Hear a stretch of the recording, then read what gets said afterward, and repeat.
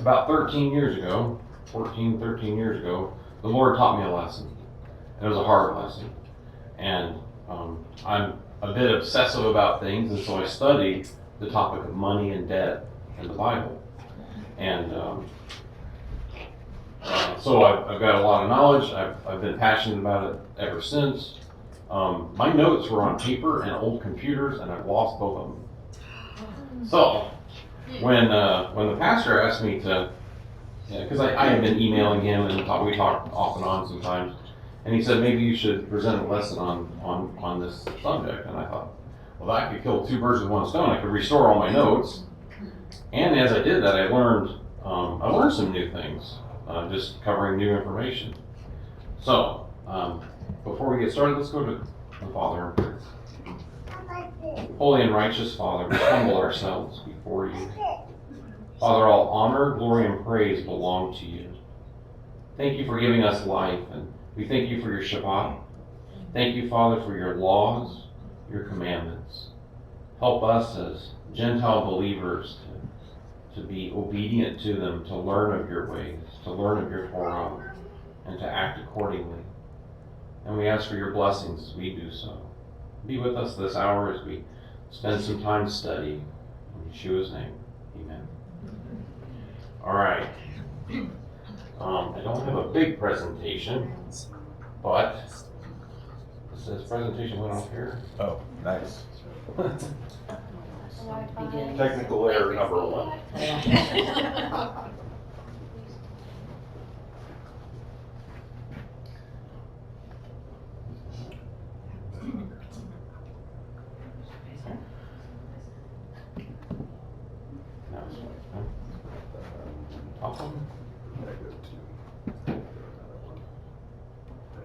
Okay. All right, cool. Thank you very much. I've got some displays. Slide change here. Okay. We'll just start there. It's showing here, but not here. To me. I'll pair the thing up. Okay, you want to go to the first slide? Yeah, just the first slide for now. All right. Grab my glasses.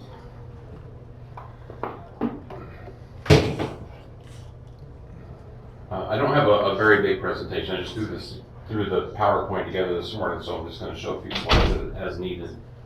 What is money and debt? What does the Bible say about it? I normally like to have a scripture-centered study. However, this is a subject that is grossly misunderstood, and the problem is not money, it's not debt, and it's not the Bible. Those are simple principles. I'd like to start with an analogy.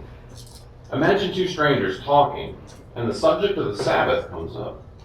They are both surprised to hear that each other observes the Sabbath. They instantly feel a common bond, a mutual understanding. They continue talking and just assume each other's theology is similar. As they continue to get to know each other, the Torah observant person starts to hear things that sound odd. They think to themselves, why does he think it's okay to go shopping on Saturday? And the other person starts to wonder, why don't they have priests at their church? They're both Sabbath observant, but something's not adding up. Something very basic seems to be wrong. Then one just decides to ask, what church do you go to? One says, Mary Bible Fellowship. The other looks shocked and says, you're not Catholic? They were both saying the same word, but each has a very different understanding of its meaning. One thinks it's on Saturday, and the other knows without a doubt that the Sabbath is on Sunday. Can you imagine where that discussion goes next? They were both using the same word, but now they realize that a more basic level of understanding needs to take place. As they start to discover each other's belief, it becomes apparent that it was a series of uninspired men over many generations who made theological constructs and by their own authority changed the Sabbath to Sunday. Unfortunately, money, as seen in the Bible, and so-called money that we use today, have a very similar tale. They are not the same thing. I really want this to be a Bible study. However, we must do several things before we look at the scripture.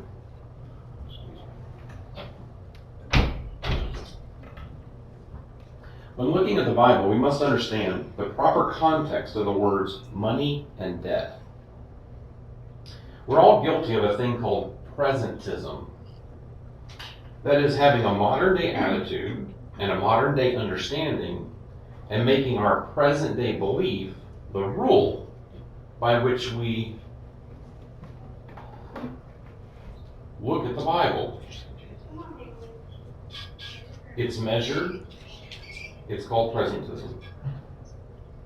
We cannot expect a car from 1950 to live up to today's safety standards. That's taking modern standards and applying it to something in the past. They're radically different from each other. Money and currency are radically different from each other. Actually, they're opposites. You probably think that the money that's sitting in your bank account, in your wallet, in your purse, is worth something. You trust and fully believe it has value. Why do you believe that? Well, we reason within ourselves that there is sufficient evidence. We have confidence because every time we try to pay for a good or service, people accept it as payment. Without fail, and every single time in our lives, it works. Doesn't it? We trust money because it's the primary financial tool that's used in our world. The normalcy of using dollar bills causes us to impose our modern day understanding to the Bible. And that is the exact thing that prevents Protestants from seeing the true meaning of verses like Acts 20 and verse 7, which says, on the first day of the week. For decades, I completely used out-of-context conclusions about that verse. Looking closer at the true context of that scripture, I now see I had missed a very basic thing. Money, as described in the Bible, is no different. Modern day money, and specifically the United States dollar, is the standard by which all nations measure value of everything. It's accepted by everyone as the world's reserve currency. It has been and still is the standard by which financial value is measured against. This is a historical fact. In July of 1944, there were 44 countries that signed an agreement to make the US dollar default currency. It's called the Bretton Woods Agreement. Most of the world has, for the last 79 years, used the US dollar as the primary standard of measure in finances. As we will discover, there's a reason why the US dollar was used, and why it will sooner or later fail to be the world's default standard. There's an agenda to get rid of it. You and I, we go into the world and we work. We create things and provide services and exchange our efforts for United States dollar bills. An employer or a customer of some sort gives us dollars in exchange for those efforts, and all of us readily accept it. But what if our money is less trustworthy than we think? What if it's not actually money? Biblically, it's not money. What if all governments were using tactics to artificially give it value? Tactics they themselves say are illegal when done by anyone but them. In short, what if we only trust this stuff because it's a financial system that pre-existed our birth? And so we just think it's normal. We simply accept it as truth. It's the first thing that was presented to us. Precedence is more powerful than people understand. 7 questions. I've got them up on the screen. During this study, we're going to go through these, and don't feel bad if you don't know what they are. Until about 6 months ago, I didn't even understand the last 2. So let's get our brain into gear. What is the difference between money and currency? Number 1. Number 2, what is fiat currency? Number 3, what is the average life expectancy of fiat currency? What is debt-based fiat currency? What is CBDC? What is ESG? And what's an ESG score? All 7 of those directly affect us every day. Even if you don't know what they are, they affect us. If you're using that or an electronic form of it, it affects you. All of them. Basic definitions. There are 2 basic observations that can be made about money. Hold on to your socks. I want to say something that might rub you the wrong way, but I can show you. Money is tangible. It's proof of past labors, goods, and services. Currency is a promise for future labors, goods, and services. Now I know you're thinking, wait a minute, I worked and I got paid. I have dollars in my bank and some in my pocket. Is that not evidence that I worked and earned a wage? No, it's not. Do you know that it says so right at the top of that piece of paper? It says it's not money. This is 1 ounce of silver. This is a US dollar bill. In biblical passages, the word money was tangible proof of past labors, past accumulations of wealth. A worker would give goods and services in exchange for honest money. When an employer gave wages, it was often some weight in silver. A denarius was about 1/10 of an ounce of silver, a day's wage for a general laborer. A shekel, a talent, or some differing measure of silver was a normal method of payment and exchange amongst common people. And not just for Israel. Romans' use of silver as money is well documented prior to Yeshua being born. Sometimes rich people would use gold to exchange or store large amounts of value. Kings would have hoards of gold and silver.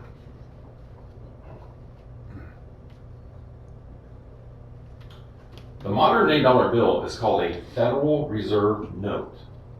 It's not money, it's currency. And in fact, it has 2 attributes that money doesn't have. It's debt-based and fiat-based. We all know what debt means, but not many people know that both dollar bills and digital currency, the simple method we use now, credit cards, debit cards, PayPal, that sort of thing, digital currency and paper currency is created only when a new debt is created. This does not require any debt to be made. This does, whether it's physical paper, it's borrowed into existence, or it's digital. That's a hard thing to, that's a big paradigm shift if you've never studied this subject. Fiat means let it be done. It exists like a rock or a blade of grass. There is no intrinsic value to it. It is what it is. Today's dollar bill is a debt-based fiat currency that the United States Congress commands a private bank to create out of thin air. 95% of it is created on a keyboard. Consider this. It's an IOU, physical proof of past labors. Consider this as a question. Is an IOU physical proof of past labors or a promise to pay in the future? Promise to pay. Promise. You got it right. That's a self-evident question. Looking at the very top text of the dollar bill, it says Federal Reserve Note. Can you scroll to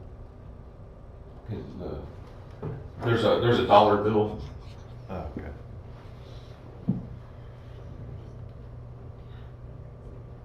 Yes, this one right here. So at the very top it says Federal Reserve Note. Those 3 words are a little tricky, and without knowledge, it can be confusing. It is in fact accurate. It's an accurate statement.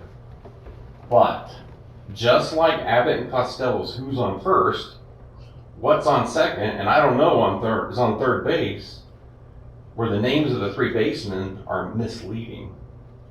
Most of you, I hope, are familiar with that. Okay. It's funny. Who's on first? I don't know. Third base. Federal Reserve is the name of a private bank. Just like who is on first. They are not federal and they don't possess a reserve of money. And the word note is just another way of saying IOU. Translated, our dollar bill right at the top says private bank IOU.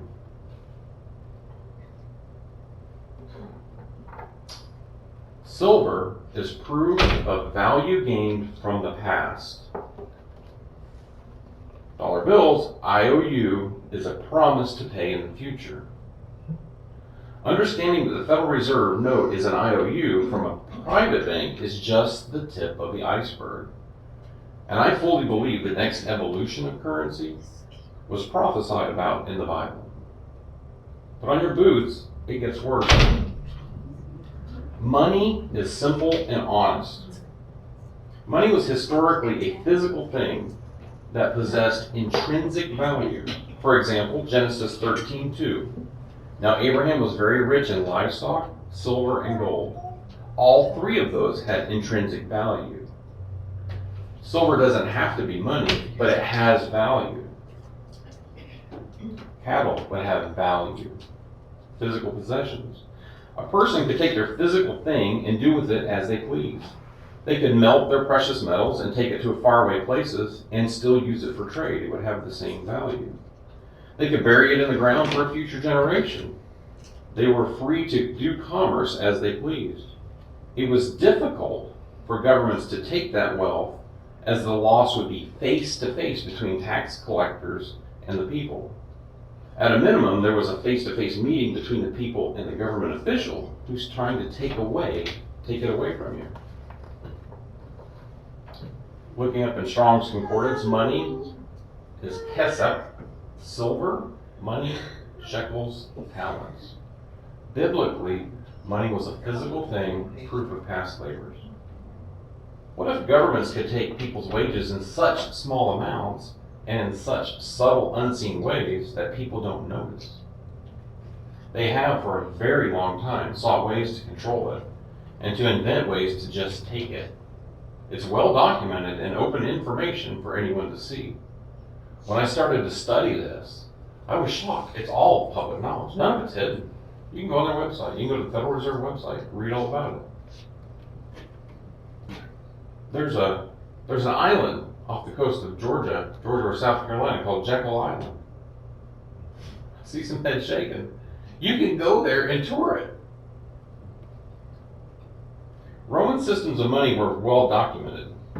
They slowly debased their coinage from pure silver down to 0.5% of silver, and finally the currency collapsed. That story has happened well over 3,000 times, and to date, there is no known currency that has stood the test of time. None, not one has lasted. This is currency that we use, and it will not last forever. Consider this, at the end of the day, people really don't want money or currency. What we want is the power it gives us to get things. To have a home, a car, pay the electric bill.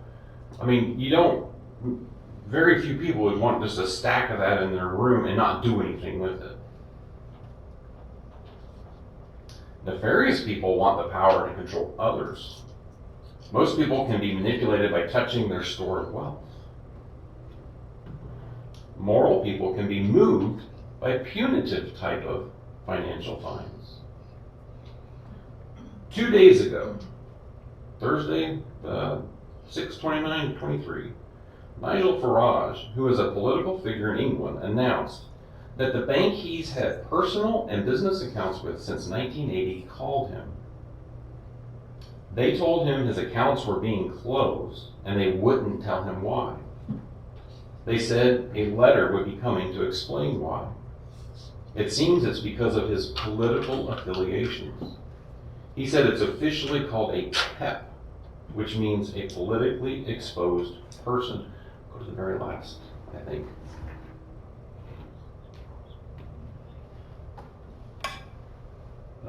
Well, it's Nigel Farage. What's that? There's a slide showing a guy on TV. Okay, yeah. That guy. Nigel Farage. He contacted 7 other banks and they all turned him down because of the same reason. It gets worse. Banks are now doing this to his immediate family members. Their accounts are also being closed because of their relationship with him, because of political affiliations. It's happening today. I'm going to quote what he said. I know of people going back 10 years who had their bank accounts closed. And it seems to be all one way. It seems to be people who have traditionalist or conservative views. There is something totally outrageous going on here.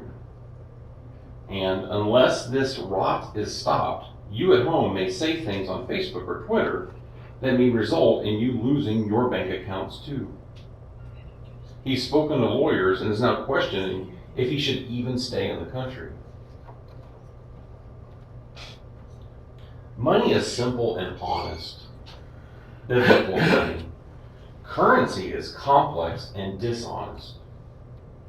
I'd like to share some history of how for the last few thousand years, currency has always been worth something, but how in our lifetime, and for the very first time ever, it seems that money is worth nothing, maybe even less than nothing. This should be concerning to everyone, and in my opinion, doubly so for true believing and obedient lovers of God and Yeshua. Please go to the slide where it shows a dollar bill that's diminished. I think it's the second slide, maybe. That's one I just had up. This one? No, it's it shows a dollar bill with a descending.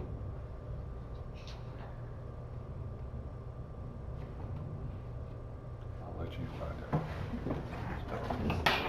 it. Sorry.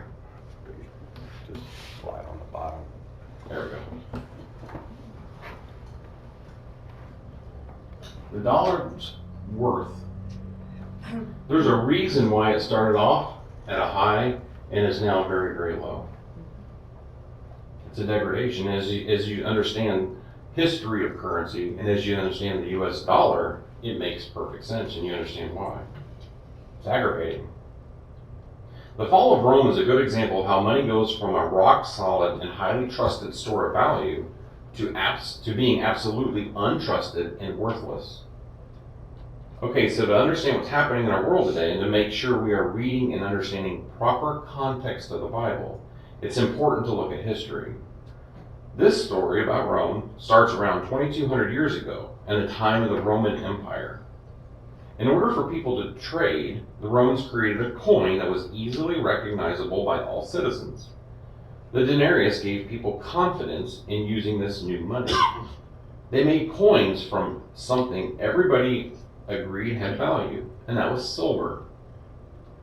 Silver is a precious metal. You have to physically go and get it out of the ground. You can't type it into existence. You can't write it into existence. You can't print it into existence. You have to physically go and get it. That's why it has value. And it's fairly scarce. And because everybody trusted the value of silver, the Roman people could use the coins with confidence.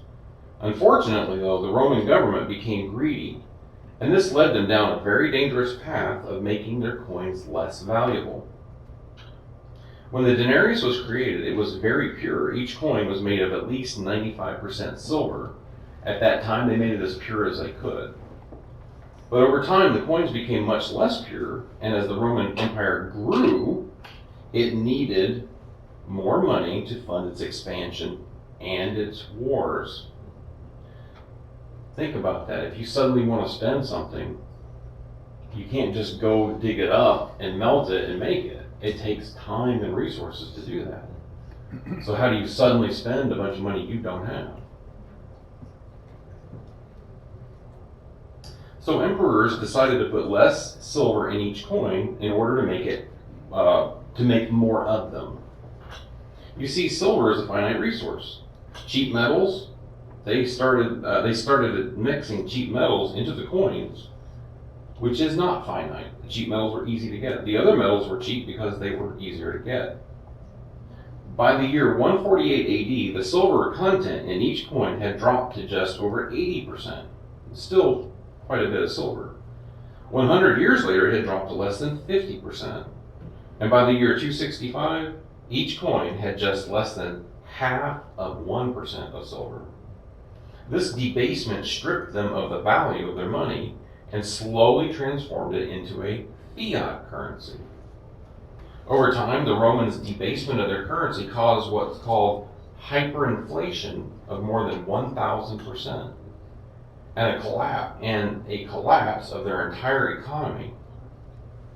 That economic collapse had a big part and eventually caused the fall of the entire Roman Empire, one of the most powerful empires the world has ever seen. Throughout history, almost all money was made of something people agreed had significant value, like gold, silver, sometimes copper, or bronze.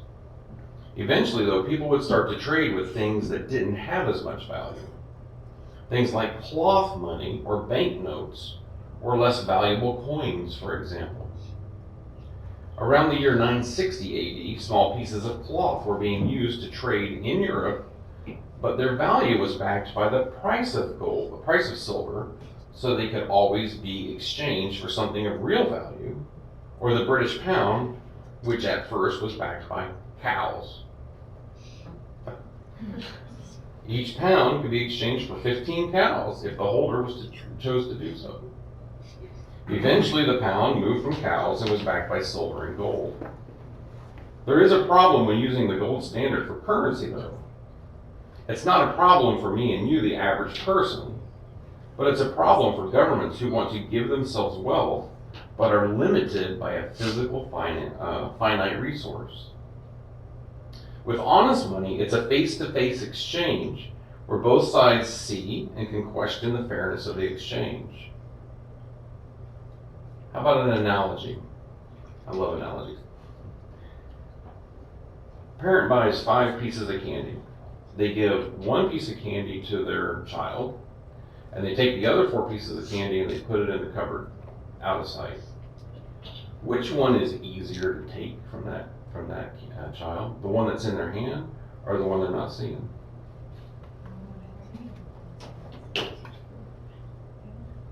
You ever get a fee in your bank account? I have. You ever get your card hacked? Nobody. I've owned, where's that silver dollar? I've owned that since 2000. 13 years. Nobody stole it from me. Nobody's taxed it. Think about it.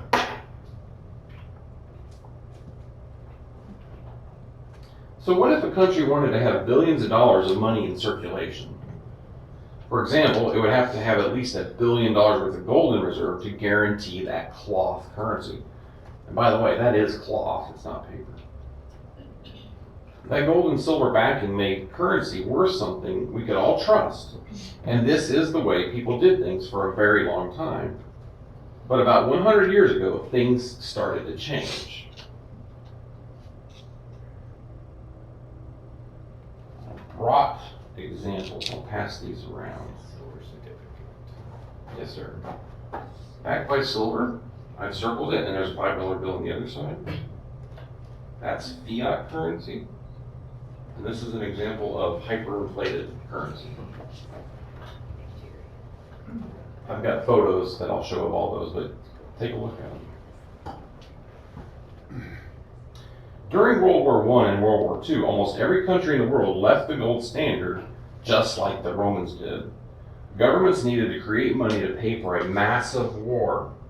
So for a while, they just ignored the gold standard and just printed money like mad. Back then, they didn't have computers, but if you think about it, a check, it is, at least in today's terms, it is a digital translation. You're signing a piece of paper and you send it to The electric company, electronically, they withdraw it from the bank. So even though you're using a paper check, it's still a digital transfer. Money that wasn't guaranteed by anything valuable at all, but at the end of World War II, instead of going back to the gold standard, they did something else. In 1944, 44 nations came together to sign the Bretton Woods Agreement. The agreement aimed to make it easier for currencies across the world to be exchanged with each other and to promote open trade. But they needed one currency to become the standard currency that all other types of money could be compared against. Please pay attention to this point. And you're all paying very good attention. At that time, America, this is right after, or right at the closing part of World War II. At that time, America controlled more than half the world's gold supply. At the time, the American dollar bill became the reserve currency of the world.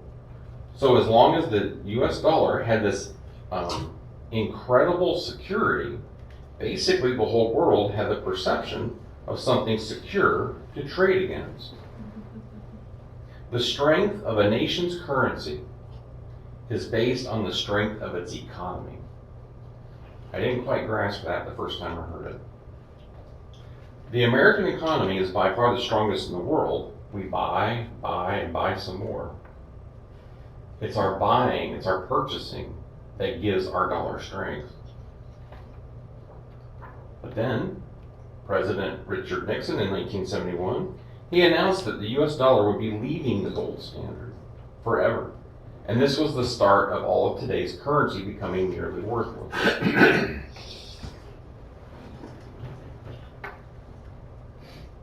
Today, the US dollar is still considered the reserve currency of the world. And even though Nixon talked about how great it would be to remove the dollar from the gold standard, it kind of did the opposite. In the 70s, the US experienced one of the worst recessions in history. And since that time, not a single currency has been linked to something valuable like gold, silver, or even cows. Today, all nations use fiat currency, backed by nothing. That has never happened in the world that we know of, in the history of currency, the known history of currency, where every single currency in the world is fiat. It's just, there's nothing backing it. It's just the promise of the government. In March of 2009, something very big happened. Lehman Brothers Bank collapsed, and that caused other large banks to freeze credit. Businesses couldn't get credit to buy things, build things, pay wages. It had a shocking effect on everyone. Many small businesses failed, and many people failed and filed bankruptcy, lost jobs, stopped spending. That hardship we all went through was a direct result of using IOUs instead of past labors. Status of currency today. The US dollar was backed by gold and silver between 1913 and 1933. In the, $5.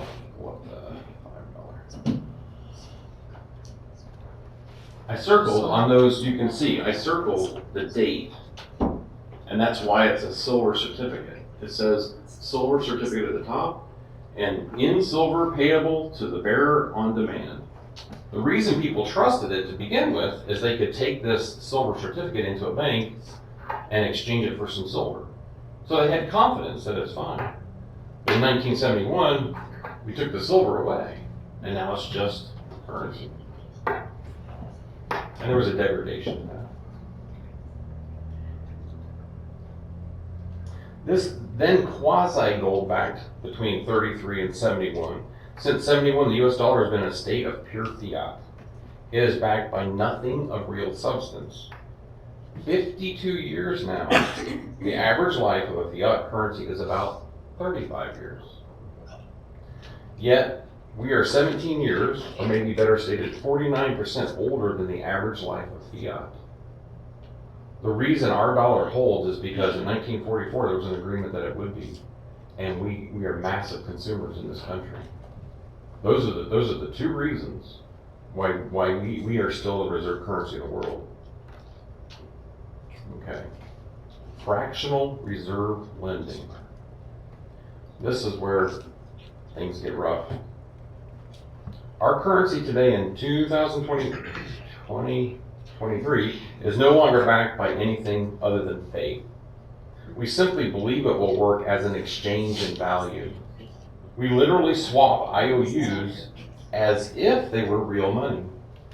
We unwittingly pretend it's money. Ever seen a game of musical chairs? As long as the music is playing, nobody crashes. So what is the music of our financial system of currency? It's called debt. When companies and people stop borrowing from banks, or the banks stop lending, the music stops. And that is exactly what happened after the stock market crash of 1929. And in March and April of 2009, that's exactly what happened. Banks froze up, people stopped spending, and the economy took a nosedive. The large companies and masses of people who invest, do business, pay wages, buy things, suddenly had their credit locked up. I personally was unemployed for a while because of that very reason. The employer that I worked for had a staff of about 12, 15 people. The bank's locked up. He couldn't pay wages. He laid off 2/3 of us because we're on a debt-based system. Because of this system of trading IOUs, where the banks control the flow of currency, they financially fled to safety. Companies and individuals stopped spending. The currency flow greatly slowed down, and we were in a financial crisis. Both businesses and individuals failed. The reason? Debt. Here are 2 Bible verses that might shed some light on how we ought to live. Deuteronomy 15:6, which is instructions given to Israel. For the Lord your God will bless you as he has promised you, and you will lend to many nations, but you will not borrow. And you will rule over many nations, but they will not rule over you. Proverbs 22:7.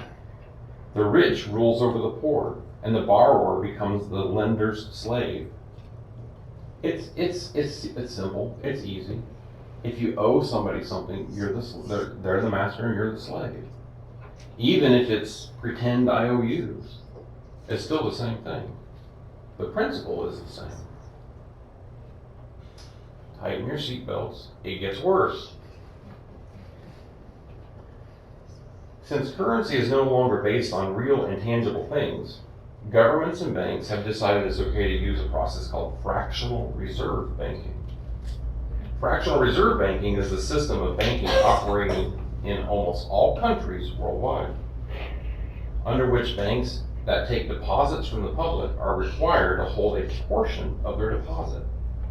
The rest of our deposit is used to feed in simplistic terms, a 9-to-1 ratio of creating currency out of thin air. It is very simplistic in terms. For every dollar they have on deposit with the Federal Reserve, they can legally conjure up $9 when someone takes out a loan. I used to think that a down payment was a show of good faith by the borrower. I thought that most of my life. No. It's to feed the fractional reserve system such that a bank has close to zero risk.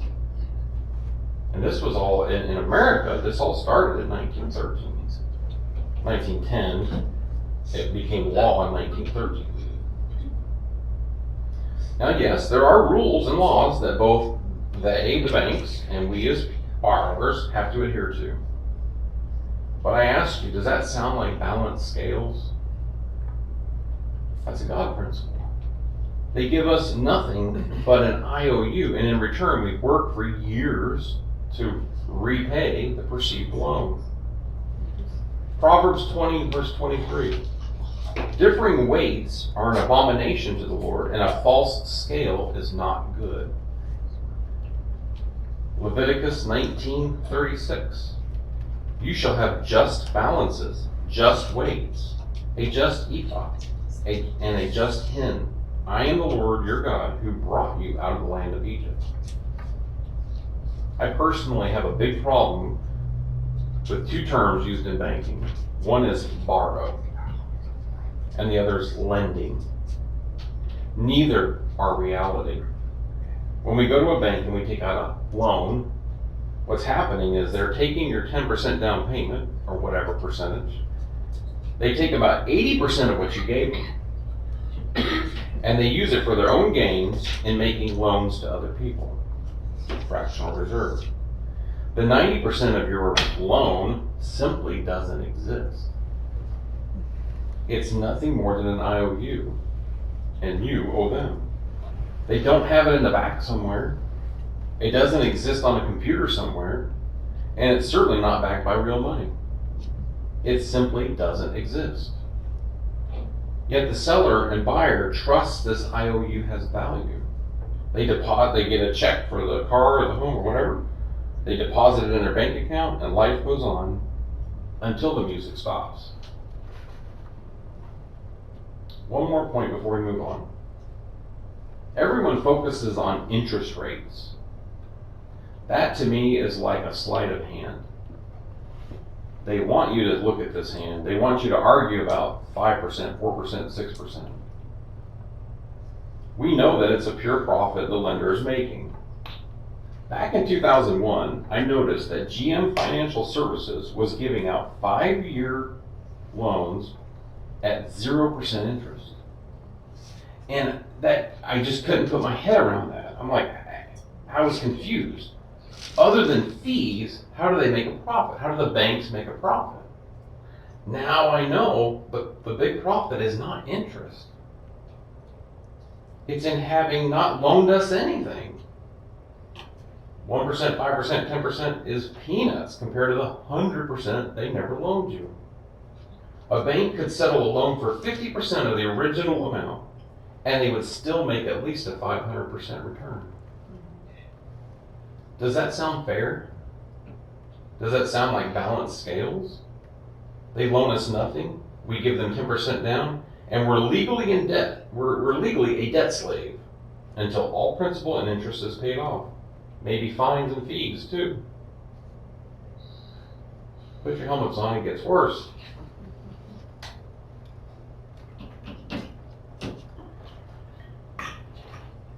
CBDC, Central Bank Digital Currency.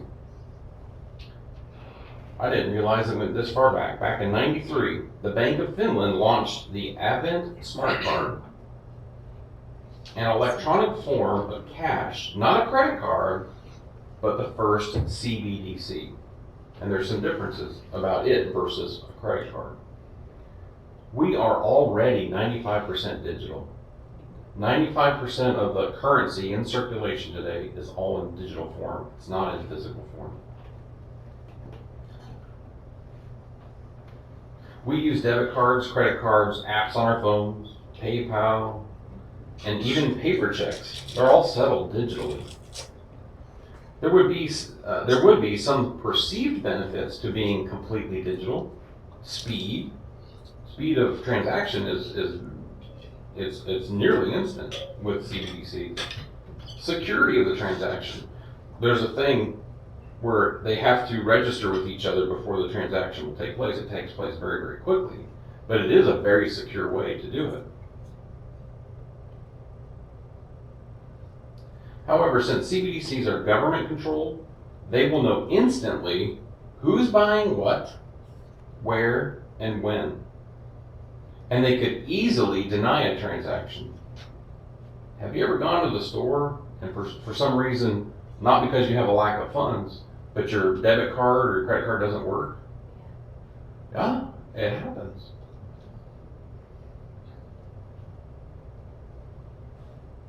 As we look through the history of currency, have you noticed the reoccurring theme of governments and banks trying to make unbalanced scales that favor them? The last thing they want is for us to be independent of them. They want us not only to tax our transactions, but they want to control them. Powerful countries like America, China, England and Russia use huge amounts of currency to either boost or sanction smaller countries. For them, it's a mechanism of political control. CBDC is not only coming towards us, it's already here. Did you know that 114 countries are exploring CBDCs? Originally, they have programs in place where they're trying to understand how it would work. And they represent 95% of the world's GDP, gross domestic product. Currently, 60 countries are in advanced phases of exploration. In the last 2 years, 11 countries have launched their own digital currencies. China's pilot program will roll out this year, 23. As of October 22, 140 million Chinese have opened eCNY accounts. They're already in it. Is it here in America? Yes, it is. I'm not going to get political. However, this is government driven. On March 9th, 22, our president signed an executive order that's coming into effect this month in July 23. It's complicated and it's self-described as responsible development of digital assets. That sounds pleasant. The state of New York is in phase 1 of what they call Project Cedar, where they are doing mock trades to test the system for speed, atomic settlements, which is security on both ends, and safety. Some states, including Ohio, are trying to pass legislation to ban digital dollar payments to the state. That's cool. It can't stop it, but maybe states can say, well, people can pay us, but they can't pay us with central bank digital currency. Those legislators are on our side. I like them. Opponents paint a future digital dollar as a government attempt to monitor or even control citizen transactions. A CBDC could theoretically be designed so that it could be used for certain items but not others. That has already happened with some credit card companies in America. I think last year you couldn't purchase firearms with some banking institutions. You know, I mean, that's not saying one thing or the other on that, but why are they limiting what you can buy? What happens when it turns nefarious? The Florida governor suggests that the U.S. government could use CBDCs to restrict purchases of gas or to prevent you from buying things the government deems harmful. They have an endlessly increasing mandated percentage of new car sales need to be zero emissions. I live that.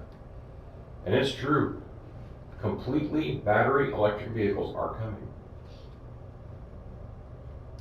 What's to keep them from not allowing you to buy more than, say, 20 gallons of gas per month? Maybe you own too many gas-powered machines and they want to penalize you for having an excessively large carbon footprint. If you're paying with CBDCs, you've given control over to them, to the government, to these central banks. Am I sounding conspiratorial? Put your bulletproof vest on. It gets worse. ESG.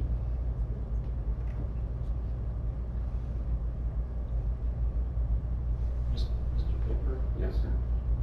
I don't want to throw a wrench in your program or anything, but what you were just talking about is called Fed Now, correct? That's part of it. Right. Yep. I mean, before you move on to the next thing, That's part of it. Fed Now is launching in July. Yes. The scariest thing of it all is it's central bank. Yeah. Yeah. I mean, Let me get through this. oh, okay. I'm almost done. Okay. I've been studying this for 13 years, so I know. I thought you were moving on to a different subject. Okay. Well, no. It is well. We'll see. Actually, this next subject will address what you're talking about. Oh. ESG, the very last point. This explains a lot of things. I honestly didn't know about ESGs until maybe three, 4 months ago. It's called Environmental, Social, and Corporate Governance, ESG. ESG is an approach to investing. It really, at this time, applies to big banks, big investors. You know, people who swing billions of dollars. It recommends that taking in environmental issues, who decides that? Social issues, who decides that? And governance issues, who decides that? Into account when deciding which companies to invest in. And the financial benefits or detriments of banking with a good or poor ESG rating. I don't have it displayed up here, but I had sent an email to the elders showing them how they can look up a company's ESG rating. Large investment firms hold large portions of a company's stock, and they strong arm them into getting favorable ESG scores. This is the reason we see so many companies going woke. They're being pressured to do that. I've got an analogy. If your employer said you must wear a purple shirt to work every day, and if you don't, we're going to reduce your pay by $5 an hour, every one of us would wear a purple shirt. The same type of strong arming happens at the corporate level, and this ESG rating is the tool. These large companies, they have to pay higher interest rates, or they can't get good loans, or they might not even get loans, to do business with, to pay wages, even if they're debt free. Effectively, it's a financial tool used as leverage to get companies to conform to sometimes godless agendas. For example, who determines what's right or wrong for social issues? That's a hot button for us. Even if a company or individual has zero debt, we still use the fractional reserve banking system as a way to conduct daily businesses, sales, purchases, and labor.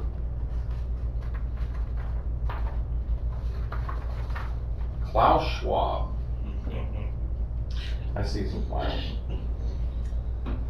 In 2014, well, a very quick word, I don't know that I have it in here. Klaus Schwab, I think in 71, 70, something like that, started the World Economic Forum. Very wealthy man in Europe. And he meets with, I don't have photos, but I've seen the photos. He meets with our presidents. He meets with our Congress and our Senate. He meets with a lot of famous people from around the world. He is influential in the things that happen in our country. In 2014, he called for a great reset, which he proposed as the solution to the world's most urgent issues. The details of his agenda are detailed in his book that came out a couple years ago, COVID-19, The Great Reset. I did listen to the whole thing on audiobook. His end game is to replace independent governance with a top-down, controlled, one world government and a central bank-controlled digital currency. I believe the world will go 100% CBDCs, and ultimately we will have no choice but to be subject to a one world, one currency system. That's my opinion. And by the way, that is a quote from the IMF on November 8th, 2000. 23 years ago. One world, one currency. That is their stated public agenda. If your mind is like mine, you've gone to Revelation 13, 16 and 17. And he causes all, the small and the great, and the rich and the poor, and the free men and the slaves, to be given a mark on their right hand or on their forehead. And he provides that no one will be able to buy or sell except the one who has the mark, either the name of the beast or the number of his name. A lot of opinions about what that is. I don't know. I've always thought of it in more of an analog or physical way because it sounded physical. But now understanding where the history of currency and where it's going and where they want it to go, maybe its mechanism is digital. Maybe it's a digital thing. How that would play out, I don't know, and I don't want to speculate on it. Everybody and their brother does that. Given what we've learned about honest money versus digital money, let's think about that verse. If we all used honest money that has intrinsic values, is in our possession, and is not government controlled, how hard would it be to prevent us from buying and selling? It could do it, but it'd be very difficult. But if 100% of our ability to buy and sell was in a government-controlled electronic system, and maybe even a one-world banking system, how hard would it be to keep us from buying and selling? They could do it with a computer with software and no person operating. You've got an ID, you try to make a transaction, software says no, because you're on the naughty list. Has your debit or credit card ever not worked? Some glitch in the system? At that moment, you either pay with cash or you leave without the stuff. I've had to do both. Okay, now remove all cash from society. All this gets turned in, and now there's nothing but some form of digital. Now what are you going to do when that digital system doesn't work? I'm going to go to Jeff's house and eat.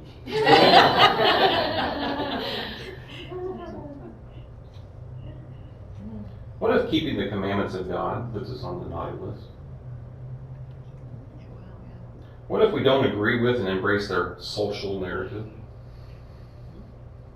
A lot of us are currently like that.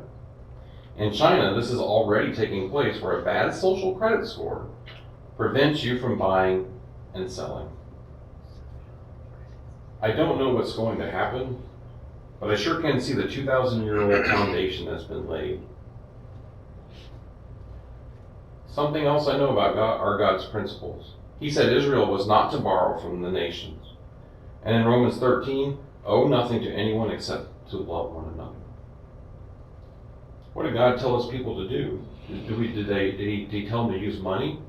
You know, the very first mention of money in Genesis doesn't really say that it's a God-created thing. He just seemed to recognize what they were doing. But it was tangible. It was proof of past labors. Did he tell people to use currency? Where in the Bible? I've looked for 13 years. I don't see currency in there anywhere. Did he tell people to be debt-free or to be in debt? That hurts. I've had 3 mortgages. But I am trying to be debt-free. I'm moving towards being debt-free. An honest system of exchange with balanced scales? Yes, God expects balanced scales. Or a highly leveraged system of IOUs with unbalanced scales. All right, I'll stop and then Troy can fill us in. I'll start with two quotes from known men. One is pro-New World Order, and the other is pro-freedom. Harry Kissinger said, "Who controls the food supply controls the people. Who controls the energy controls whole continents. Who controls money can control the whole world." A very influential political man. There's another man that's influential and political. Thomas Jefferson.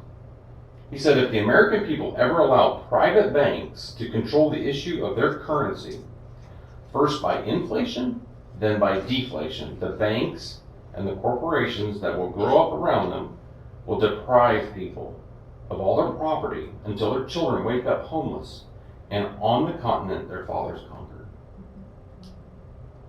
Okay, I've got almost all the Bible verses listed out. I would love to open up for questions, and you know, I don't know if it's something you've studied. If you've studied it, you know a lot of this stuff. If you're hearing this for the first time, it can be overwhelming.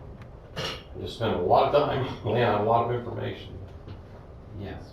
I'm sorry, I just had a quick question. I mean, I understand about debt. It's not good in general. I was just trying to follow the concept or idea that you were mentioning about that they still make money on 0 interest. I wasn't quite following how.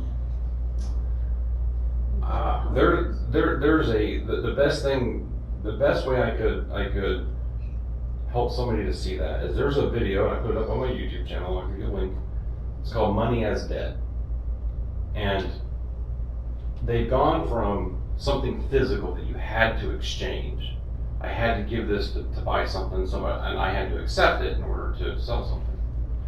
Well, now it's pretend that this no longer exists, and it's just IOUs. And when, let's say I go to the bank, I want to borrow $10,000, and I give a $1,000 down payment, I'm going to borrow $9,000. That $9,000 doesn't exist. It's not in their safe. It's not even in their computer. They create a entry in an account, print out a check. I sign a debt. I'm going to sign a note saying that over 3 years I'm going to pay you X amount per month. The principal plus the interest.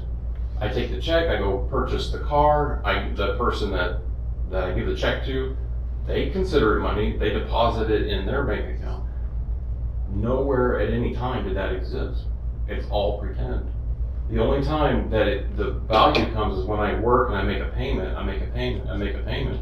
Now that bank that I got the loan from, that's when the value starts to build up and they get all of it. It's just pretend. I'll get you a link to the video. It's a 45-minute long video. It's a kind of a cartoon and it's very simplistic and it shows you kind of the history of how all this worked. So it's kind of like if there's a bank, which we've just seen some banks fail. Yep. The reason that it was such a big deal is because you go to get your money and they don't have that money, like you're saying. Mm-hmm. If everybody went to draw out what was in their savings account and their checking account, they don't have it. Yeah.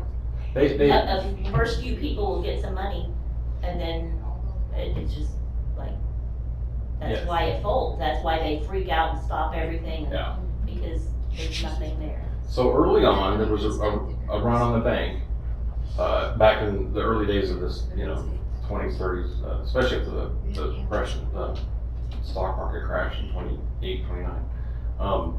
People got scared, went to the bank to take out their money. Well, they're working on this system of trust, and what they do is they just simply have enough cash on hand that statistically not enough people will come in and withdraw. And so it works. I'm in the car realm, I pay attention to the classic cars, and sometimes people, they want to go and withdraw $42,000 from their account, they go buy this old muscle car, right? Not me. But they want to do that. The bank won't give it to them. If they want cash, they got to file federal papers, and you got to give them 2 weeks notice so they can get the cash there to give it to you, and then they don't want to give it to you. It's because it's this shell game. Mr. Troy. What's your take on the Fed Now program that they just started? I want to avoid it. I mean, Sure. I haven't researched it that much, and mostly because I don't even want to be associated with it. Sure, but it's happening nonetheless. It's coming, and because of Revelation 13, I fully believe that one day we're going to do that. I think that's as a matter of fact, I know it's the springboard to the CBDC. Yeah. So they're releasing it in stages, and they admit that there's going to be stages of it. Yes. And right now it seems harmless, but each stage is going to be working towards the CBDC, and that's how the system will be already in place when the powers that be decide now's the time we're switching. Right now, Mm-hmm. the system will already be there. All right, if you get what I'm saying. So for all you guys that are making notes, research Fed Now. Yeah, Fed Now. It's true. Every effective trap is very slowly brought upon you. A sudden leaping, like people will jump back. If you ever try to catch an animal or a dog that doesn't, or a cat or a dog, you gotta slowly coax them to get them where you want them, then you grab them. It's no different. Yes, Mr. Page. What do you think about, would they be able to go back onto the gold and silver standard to help fix the discrepancy, or is it too far gone? It's way too far gone. That gets to a point I didn't even bring up. There's two things going on. First of all, there's so many people in the world now. There's just not enough precious metals to give everyone, a month's worth of wages or 6 months worth of wages of silver. There's just not enough of it. And they've already got control. They've already got control. I can't take this and go buy gas. I would have to go exchange it for this and then use this to buy gas. They've already got control. They're just funneling it down to where they have complete control over what you can and cannot buy. Krista, did you have your question? Oh, Troy. So, going off what he was just talking about, in 1934, the federal government made it illegal to own gold. Yep. And I'm just waiting for the day when they make it illegal to own gold and silver, precious metals in general. And that will also make everyone be forced to do the CBDC thing. And on that point, anybody who, like you were just now saying, you can't go and buy gas with that coin. Mm-hmm. But if you are looking for precious metals, I know a good place to get it, just so you know. I will absolutely disclose this to you. When I learned about this, 2010, 11, 12, I was a silver and gold bug. I had a bunch. Mhm. And then I saw what was happening is I faced that like, okay, it went up in value, but it went up in value of this. Right, And, I needed that value. right. And so I started backing off of this and realizing that no matter what real money is or does or is perceived, this unfortunately is the standard by which everybody measures. Right. Now, if we were to, let's say, hypothetically, this all goes down like we think it's going to go down, CBDC, right? But there are folks like us who we each have our own niche thing that we are good at, or service we provide, or things that we grow, or whatever, animals. If we were to exchange goods and services using our own biblical money, our own biblical money. A barter system. Yeah. I'm really good at working on vehicles and mechanical things. Yeah. I could do that for somebody. Here's an and ounce of silver, thanks. They could give me a peanut butter pie. Yeah. I have personally done that. I fixed people's cars and they said, I want to pay you. I said, no, I won't. But then I thought, I like pie. She brought me 2 peanut butter pies. Not kidding. Okay, Bonnie and then you do. Bonnie, Okay, so you're debt free. Yeah. You own your house, you own this and that. But the fact that you have to pay taxes on your house, they can walk in and take your whole property because they've shut you down. You can't pay for it. Yep. And they're saying, vacate, it's ours now. yes, that's absolutely true. My understanding is 3 years. If you don't pay taxes for 3 years, they can come take it. Yeah. Yeah, we are, in a way, to me, it's kind of like, imagine being a child born in Egypt, an Israelite born in Egypt, and you grow and this slavery thing is just normal. And then you reach a point of maturity and knowledge, you're like, wait a minute, I'm a slave. These are our slave masters. That, for me, financially, that's what I've kind of come to see in the last 10 years. Jen? One of the things that I've always looked at as a way around this is the barter system. Absolutely. In World War II, Great Britain made bartering illegal. Wonder why. And so that's something that you have to look at as well. And how the people were very ingenious about it. They would go to somebody's house and, hey, I grew too many cabbages this week. I'm gonna give you some cabbages because I like you. The next day, that person would show up at the other person's house and say, my hens laid more eggs than I expected. I'm going to give you a dozen eggs because I like you. So there are ways around it, but you have to be very deliberate about it. Electronic controls and surveillance. Yeah, you leave those Did they have it at back then? home. You leave those at home. In your Faraday box. In a Faraday cage. I can't disclose what I know about current development, but I can tell you that the technology exists to shut down your vehicle. That's correct. Not every car, I'm just Yeah. telling you, it exists. If you have an older car. Yeah. The older the better. There's cars rolling around like shit. Faraday cage might be your friend.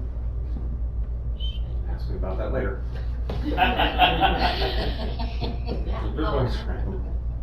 Yeah, a barter system, I don't know. Honestly, this is pretty much the end of, other than Bible verses and, you know, this is the end of my summary for this. I can tell you what I've chosen to do. We didn't even touch on surety. That's a biblical thing as to when Israel was to borrow, they weren't to borrow, but if they did, they would borrow from other Israelites, and they were not to be charged interest. They were just to simply repay it, and if they didn't repay it in certain lengths of time, 7 years, 49 years, 50 years, whatever, there's jubilees where the debt was completely forgiven. So God had a limited way of borrowing, and it wasn't from the nations, it was from each other. And I was using real money or exchanging of goods, bartering, that sort of thing. What I've chosen to do is I don't own a home, I rent. And I could easily go down Monday, sign my name, and put a down payment down and get some home. I choose not to do that because it's a biblical thing. I learned a hard lesson in 2009 because I got caught up in all that. But I also realized at that time, my problem isn't getting debt.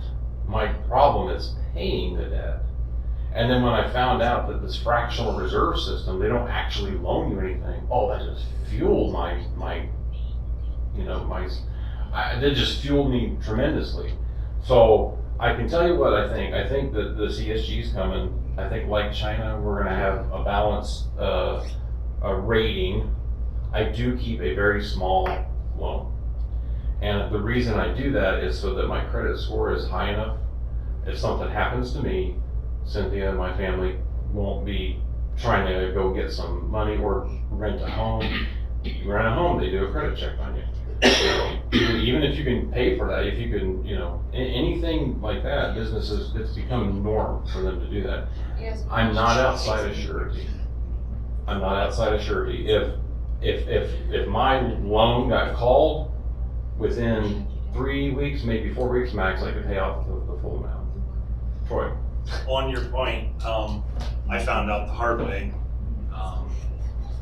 When you have no debt at all for more than 1 year, even if you had an A+ tier 1 credit score, after 1 year, your credit score goes to all zeros. Oh, really? Yes, that's a fact. And I know it because it happened to me. I was completely debt free for, 7 or 8 years, something. So that means like you don't even have a credit card in your name. Right. See, a credit card is an open line of credit. Yep. So I didn't even have credit cards. I had no debt and still don't. Yeah. And my credit score is zeros. Yeah, I was like that for a while, and then I started, researching this a little bit, and I hadn't done a credit check on myself in a long time, and it was a very low number, and I don't even know why it was that high, but so, I really don't care. I don't care, but I see what's coming, and I don't get on Facebook and Twitter and all those things, so hopefully I don't have a bad score in that way. I do make comments on YouTube and sometimes, but so I'm trying to at least be moderate and not be outside of surety. That's the path that I'm choosing. Right. If somebody presented this to me 15 years ago, I would, I would look at the Bible scriptures, and then I would, number one, stop digging. Stop taking out loans. Do the Dave Ramsey thing, snowball it. Pay off the small thing, double that up, pay the next thing. Double that up, pay the next thing. He's got some really good principles. So anyway. Yes. One thing about the gold and silver, if we go to this digital thing, gold and silver are worthless too. Yeah, but see, in America, yeah, I've got a friend at work. Talked to him this week about this subject. I kind of semi-invited him. I'm like, "What are you talking about money?" He's from West Africa, grew up there. His mom, they had a rebellion, and his mom got him and his siblings out. And he said over there, nobody uses credit. If you want to buy something, you pay for it. Period. Right. And nobody puts their money in the bank. In those third world type places, they do recognize it as exchanges of value. Yeah, but It's not official. when the whole system is Yeah. the one world, that they, If things collapsed, which I don't think they will, but if they collapse, would you rather have that or a jar of peanut butter? Yeah. Jar peanut. Yeah. ingredients on it. Yeah, I mean, I was a silver bug. I was a big silver bug. And I'm like, oh, you know. And then I started realizing, well, now wait a minute. If things got bad, I'd rather have a basement with some shelves and some food. You know. Troy? Biblically speaking, in times I can't remember exactly where, but it talks about their people trusting in their gold and silver Yeah. to save them. So that's why I quit collecting silvers. Yeah. Yeah. In my opinion, being debt free. Being debt free or really close to debt free, not being outside of surety where you could just pay it off. I think that's where we want to be, and if things start getting really bad, we can just keep moving that direction. Mr. Jeff, could you lead us in a closing prayer?